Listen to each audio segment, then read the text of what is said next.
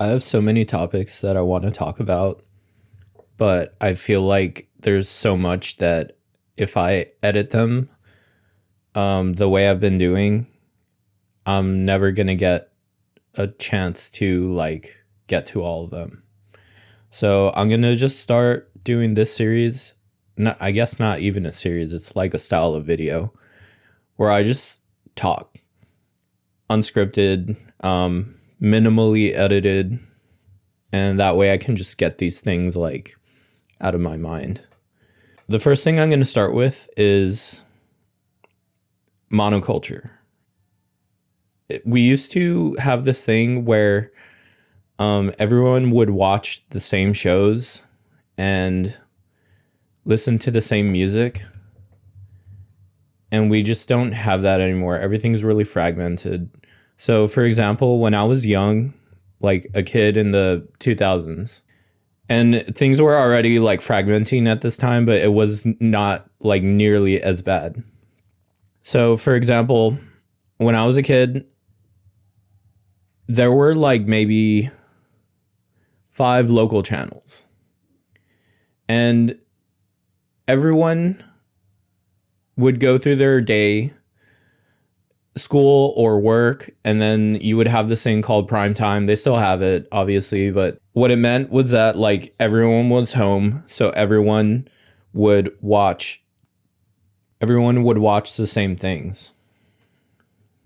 And it would just be the most mass appeal things, like American Idol or Big Brother or Extreme Makeover, just things that were anyone could watch. It was kind of like slop, but everyone would watch it. So instead of it being slop, it would be better made slop, but still slop, just higher quality slop.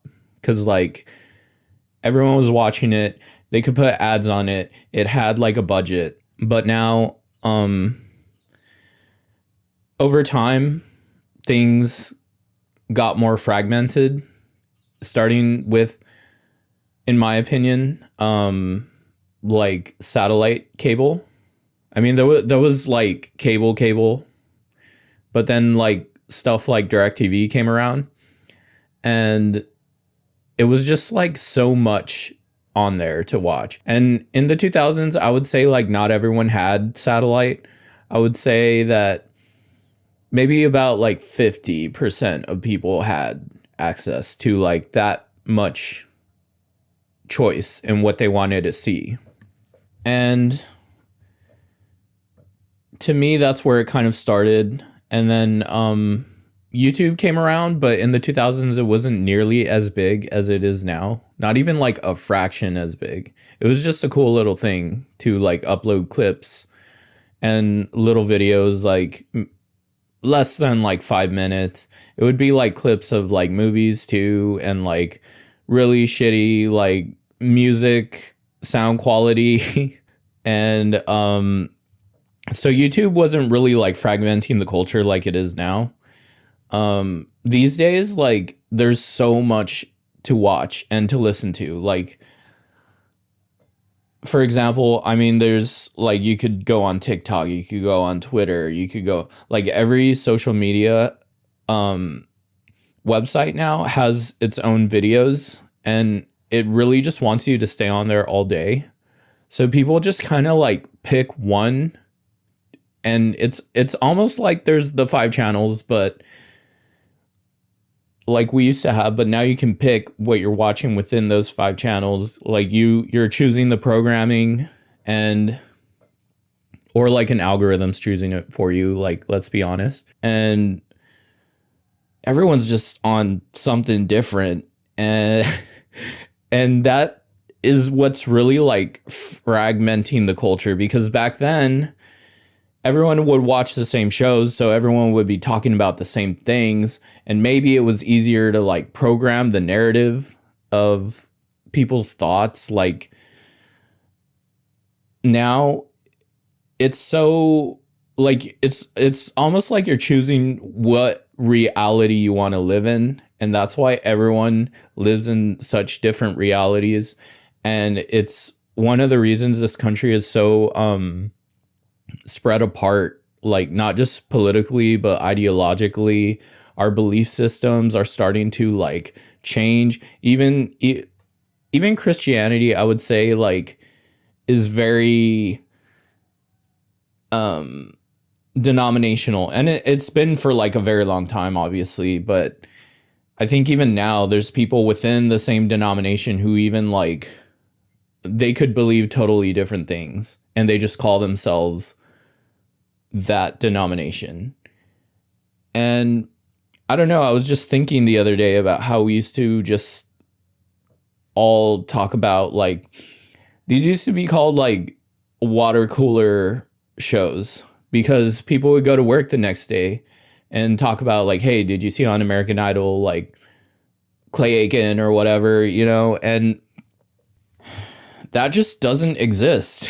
It really doesn't exist anymore. It's like, yeah, I saw an Andrew Callahan video, or I saw like this funny TikTok, let me show you. And like now, like, I guess even within friend groups, like, you can all think the same thing, but you'll all be watching like different stuff, and maybe you can show each other. But I have a best friend that I hang out with all the time, and she is just like giving me stuff that I'm like, why are you watching this? Like, why are you watching this man in China like talk about, I don't know, like making rice, and like, yeah, that's interesting, but like 500 videos or TikToks of it, I don't think so. Like, he's not what I would be watching all day every day. But some people are into that. I mean, I watch like Northern Lion all the time, or I watch, you know, like documentaries about occult stuff. And that's what interests me. And you would never find something like that on like ABC or whatever. Like, they would just never, they would probably just be like, oh, these Satanists, you know, they like now occult has like a more like positive, maybe not among like the populace, but like if you know like about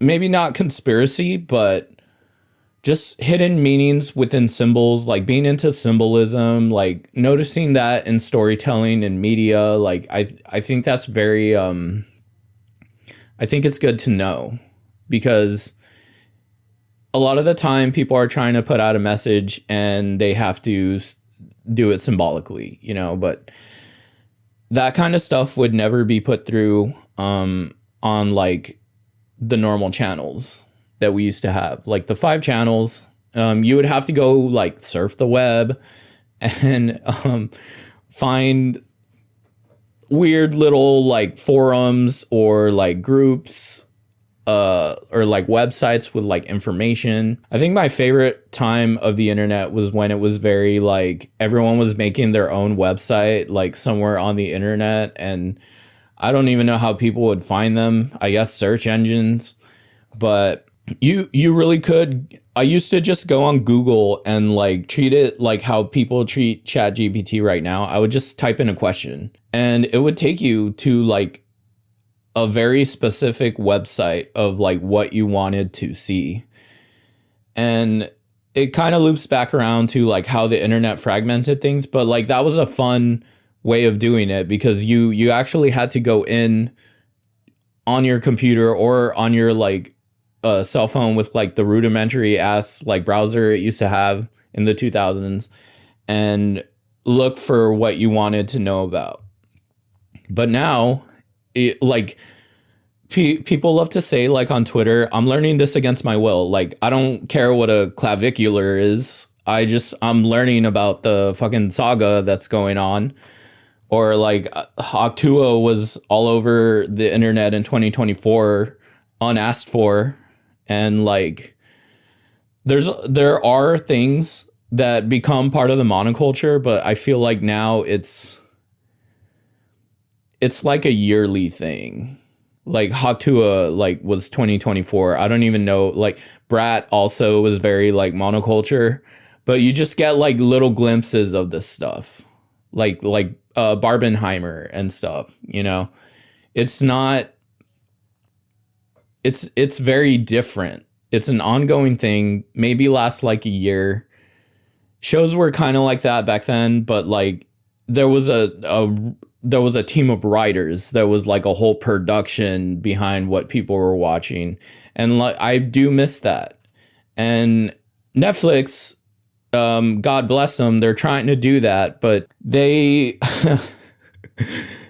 they make the mistake. Maybe it's not a mistake because people like to binge, but they put out a whole ass season the first day it drops, all like 8 episodes nowadays. It used to be like 24, now it's 8. They put out 8 episodes. It took them like 3 years to make it. And people just consume that shit instantly and move on. And I think that's what really sucks about culture now. Like people they just eat something like it's a meal and shit it out, their opinion. And I don't know. It's like this is how we get slop.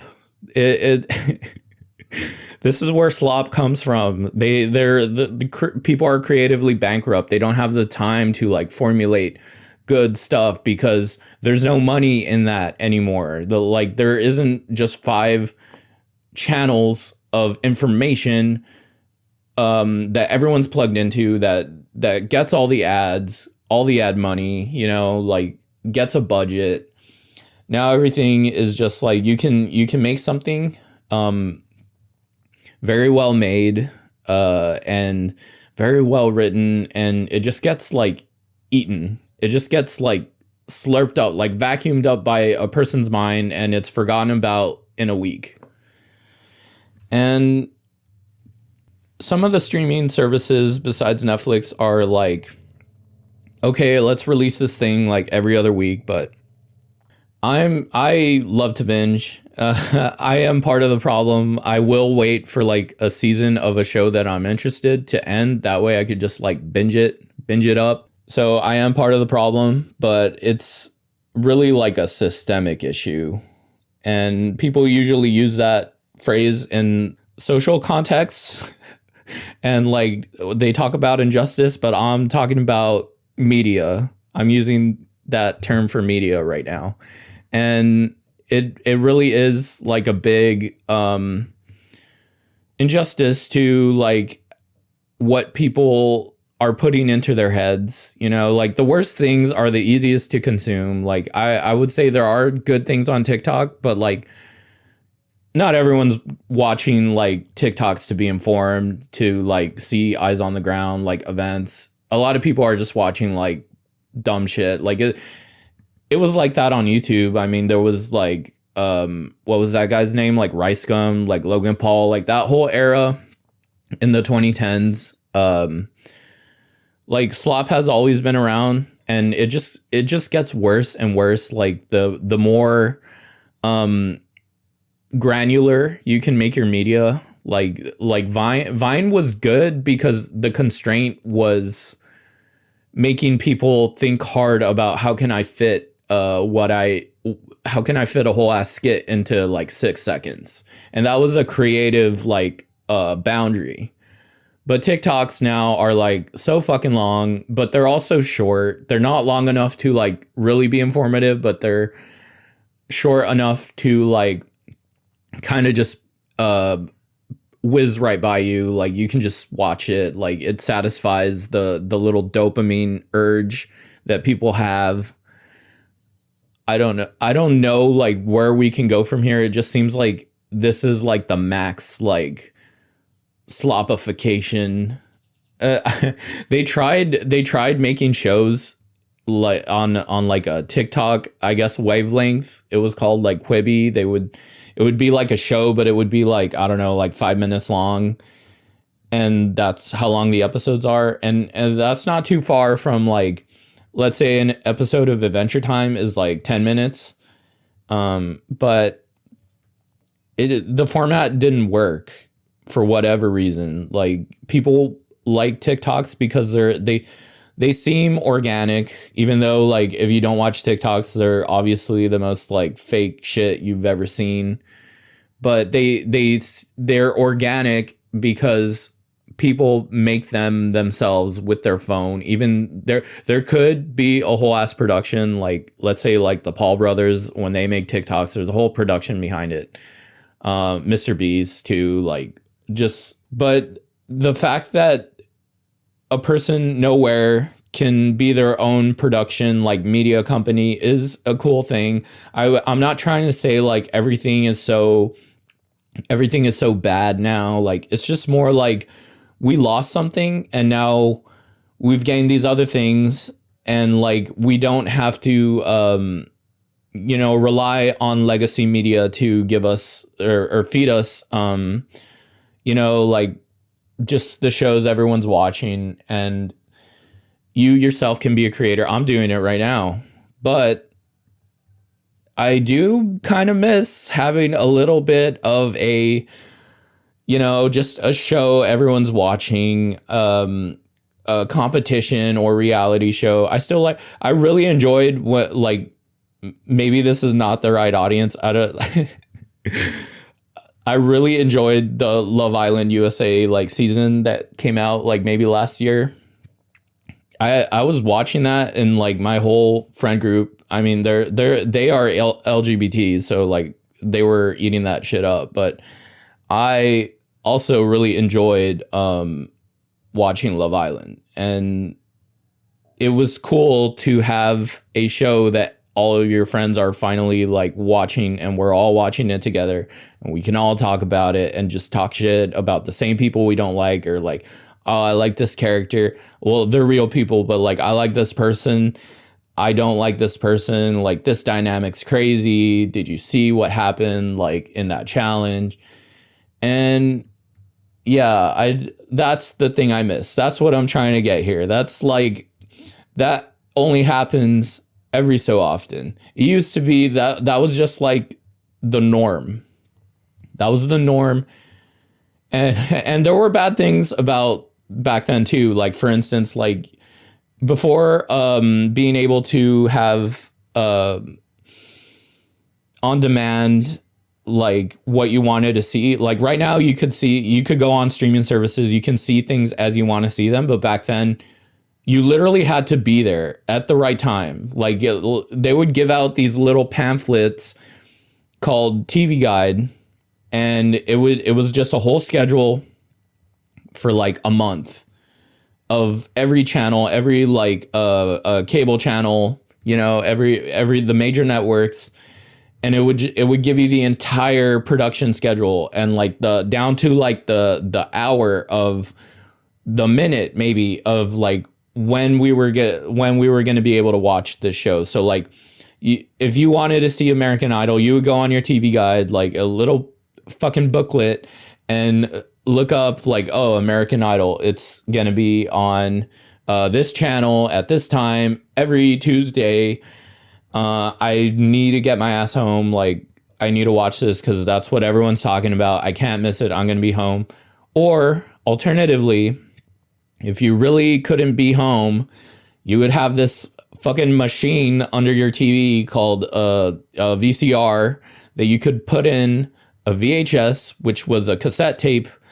You stick it in there and you hit the record button, or you would set a timer so it would record what's on your TV at that time. So then you would watch it later.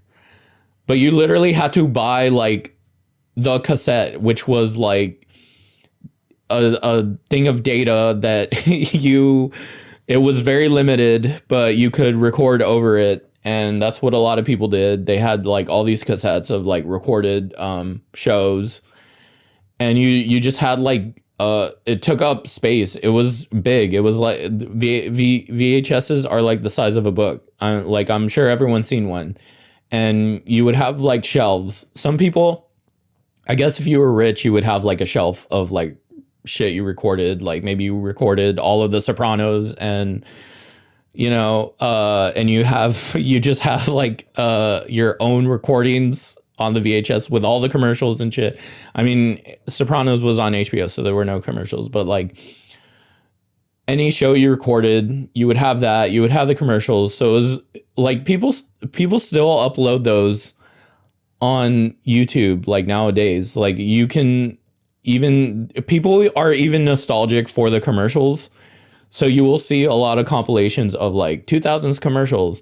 And that's another thing that's better now than back then, because back then you would literally get like, you would be watching a show for like, I don't know, like 10 minutes, and then it would go to commercial, and the commercials would be like long. They would be, it would be like 4 minutes of commercial. Like it would be a solid chunk of time that you're just watching these commercials. And that even became part of the global consciousness, which I'm sure was good for advertisers. But now, I mean, like a lot of commercials even became memes. Like those were our memes back then, which is crazy because that's like corporate shit, you know, that everyone's just like, oh, isn't that funny? But they used to put more effort in commercials back then too. I mean, like I still remember like the JG Wentworth song, like, it's my money and I need it now. Like those quotes.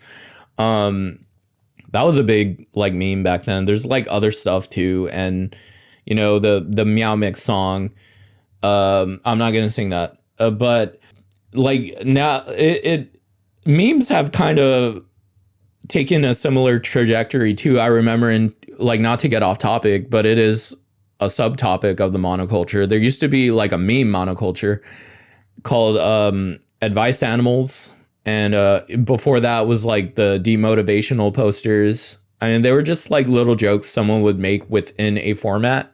And there were the Advice Animals. They would be like maybe like 30 of them at a time, and people would just like reuse the same like meme. And eventually that kind of morphed. It escaped the confines of Reddit and 9gag or whatever, and then it started like Facebook was like, oh shit, like we can start making slop now, and people started sharing memes, and there was like a cross pollination of like memes from Reddit onto like Facebook. Facebook was the first like big one to start doing memes. And I remember when you couldn't share photos on Twitter, it would just be like a link, and you would click the link and then it would take you to a photo, and people played around with that. Like they would like, it would be like an unexpected image along with a caption. So you would tweet something with the link to the image, but you couldn't see the image. So you would just click the link, then you would see the image. And then eventually Twitter was like, okay, like this stupid, like we're just going to let you see the photo on the tweet. So once that happened, I feel like memes just accelerated. They went to like light speed. And this happened around, I would say it's I separate kind of like BC and AD of the internet. I separate it with 2016, and 2016 is big right now, but whatever. I separate it not just with 2016, but specifically with the death of Harambe, because for whatever fucking reason, that was such a cultural like touchstone that it's something you could say right now that is like, oh shit, yeah, I remember Harambe died, yeah. And so that was a meme for like a good like few months, and then like you got things like Dat Boy and like other stuff that year. And then I started noticing like, oh okay, like people are kind of like making jokes, but they're lasting like a long time, maybe like a few months, kind of like an Advice Animal. Like Advice Animals, I thought those were going to be it. I thought that and Rage Comics, which are back by the way, but like I thought Advice Animals and Rage Comic was like the peak of internet comedy. It would never get better than this. We would never like astray from this. We would just come up with like, it would be that until the end of time. I had no idea. So like once Twitter got a hold of like how memes work, they started doing their own shit with it, and they started just making up like memes, and these things would last a while, and then over time, like I would say like around like 2018, 2019, like instead of being like meme of the month, it was like meme of the week. And then things kept accelerating from there, and now it's like there's memes of the day, or there'll be like a little like quote that like if you're too online now, like you get a quote. I'm having a hard time bringing up something right now, but if you know what I'm saying, you know what I'm saying. Like there's information out there that's just so like people will make a running joke. Like things are just running jokes now. They're not memes. Everything's a running joke. Even reality like became a running joke, but I'll save that for like another video. But yeah, that's pretty much what I wanted to talk about. Everything has just been so compressed. Everyone's able to make things on their own now and share it with like the entire world. Everything is just like a big chat room, especially Twitter. I think that's why Twitter has like 3 different clones: Blue Sky, Truth Social, and Threads. Like no one's cloning Facebook or Instagram anymore. Like Twitter is kind of like I wouldn't say the social media. The social media is probably TikTok, but like I feel like Twitter is like the world's chat room right now, and YouTube is kind of just like the world's TV. Which is interesting because I mean it's YouTube, like a tube TV. Like that's what the icon used to be on the iPhone. When the iPhone first came out, it was straight up a tube TV. And yeah, like that's what they wanted all along. Like now the advertisers, they're doing better than ever. They don't have to negotiate with like these big channels, even though I'm sure they still do, but like they can spread their ads to like whomever, and they can be so specific with like what niche they're targeting now.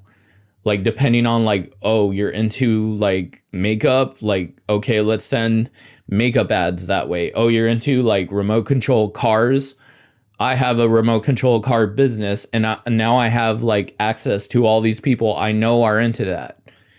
So I don't know. I think there's a lot of benefits and there's a lot of disadvantages, but things are just different, I would say. A lot of people are not happy about this, understandably, but I think over time, it's really like a skill issue. Like I hate saying that, but I think it is a skill issue to not get so brain rotted. Like you can choose to watch good shit now. Back then you didn't have a choice. Now you have a choice. It's in your hands. And I guess that's what I'm going to leave on. Anyway, if you made it to the end, like thank you for listening to my ramblings. I tried not to make this too long. It's almost 30 minutes, but I hope that it's somewhat entertaining. This is the first time I'm trying this format, so let me know if you liked it or not. It's not going to change what I'm doing because this is probably going to be the easiest way for me to make content on a regular basis. I'm still going to do like the very edited stuff, but right now I have these thoughts that I just want to get out there as easy as possible, just to have them out. You know, maybe it'll resonate with someone, maybe not. Anyway, yeah, that's it. I'll see you. Bye.